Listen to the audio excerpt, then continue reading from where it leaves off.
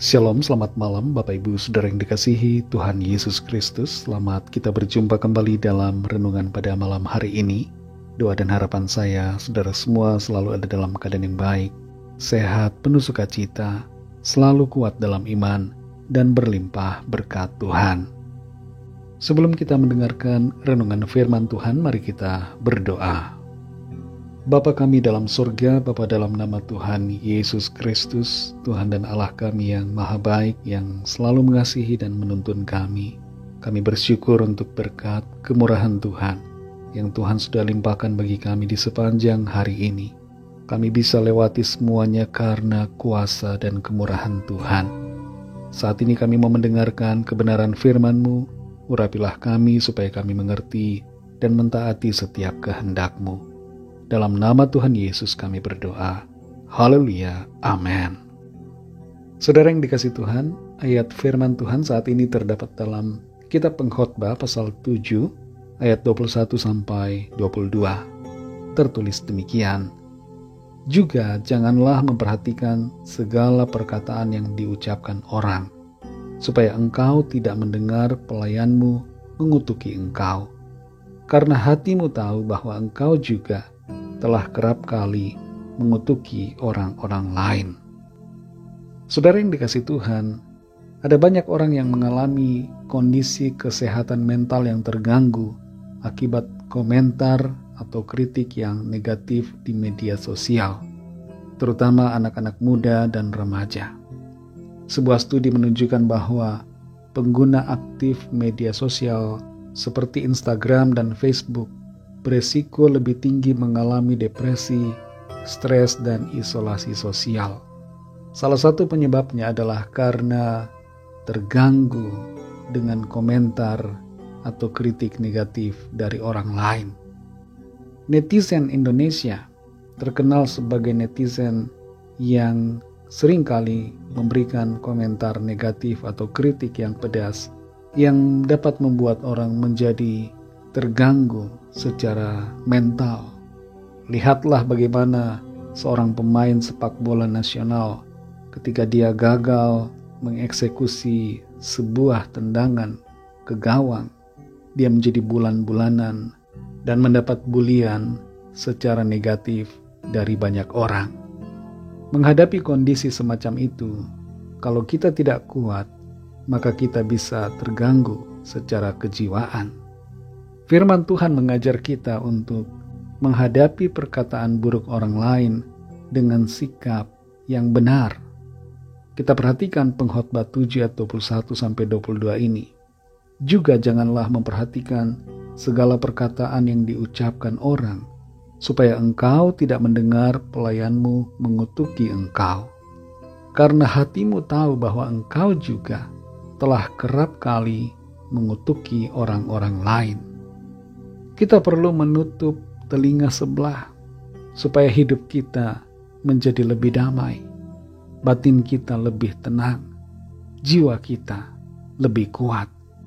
Seringkali kita perlu mengabaikan komentar negatif dan perkataan buruk dari orang lain, sebab mendengarkan terlalu banyak akan hal-hal seperti itu membuat hati kita terluka dan bahkan menimbulkan dendam. Mengapa kita harus mengabaikan perkataan buruk dan komentar negatif dari orang lain? Karena semua orang tidak sempurna. Kita pun tidak sempurna. Dalam ayat ini dikatakan bahwa kita pun seringkali tidak luput dari sikap yang salah dalam memperkatakan hal-hal negatif tentang orang lain. Sama halnya seperti orang lain mungkin berkata buruk tentang kita. Kita juga ada kemungkinan pernah mengucapkan hal yang tidak baik tentang orang lain. Dan karena itu kita perlu memaklumi. Tapi secara pribadi jangan biasakan diri kita untuk berkata negatif tentang orang lain. Kalau orang lain yang mengatakan hal negatif tentang kita, biarkan saja. Terima dengan hati yang lapang. Tidak semua komentar negatif perlu kita tanggapi dan kita dengar. Dan tidak semua komentar negatif bernilai benar. Bisa saja komentar negatif atau perkataan buruk itu dilandasi oleh kebencian dan iri hati. Saudara yang dikasihi Tuhan, adakah di antara kita yang saat ini sedang marah, sedang kecewa karena kata-kata negatif atau komentar yang pedas dari orang lain? Mari jangan biarkan hal itu mengganggu diri kita. Fokuslah pada apa yang Tuhan katakan. Alihkan perhatian kita dari suara manusia kepada suara Tuhan, yaitu firman-Nya yang selalu membangun, memberikan kita kekuatan dan tuntunan. Berdoa minta Tuhan menguatkan hati kita, supaya hati kita tenang, penuh dengan sukacita, damai sejahtera. Dan ingatlah identitas kita di dalam Tuhan Yesus. Saudara dan saya adalah anak-anak-Nya. Kita adalah pribadi-pribadi yang dijadikan baru. Kita dikasihi Tuhan. Kita dituntun Tuhan dalam rencananya yang baik dan sempurna. Mari kita berdoa. Terima kasih Tuhan Yesus, kami mengucap syukur Bapa untuk firman-Mu yang sudah kami dengar pada saat ini. Kami mengerti bagaimana seharusnya kami bersikap terhadap komentar negatif, terhadap kata-kata buruk orang yang ditujukan kepada kami. Tolong kami supaya kami meresponi dengan benar, tidak termakan dengan kata-kata yang buruk, yang membuat kami sakit hati, marah atau dendam, ataupun kecewa. Kuatkan hati kami, jadikan kami pribadi yang selalu bersyukur kepada Tuhan, yang mendengarkan suara Tuhan, yang menyadari identitas kami di dalam Tuhan, bahwa kami ini adalah anak-Mu yang Tuhan kasihi dan yang Tuhan limpahi dengan kebaikan.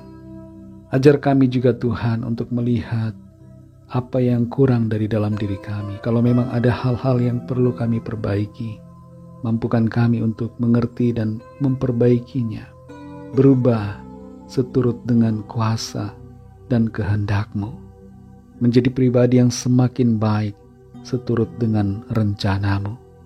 Terima kasih Tuhan, berkatilah kami di sepanjang malam ini dalam istirahat kami, lingkupi kami dengan kasih dan kuasa-Mu.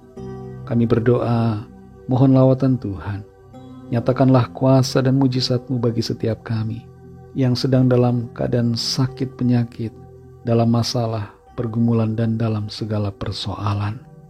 Kami serahkan semua ke dalam tangan kasih-Mu. Ampunilah kami akan dosa kesalahan kami, seperti kami juga mengampuni orang yang bersalah kepada kami.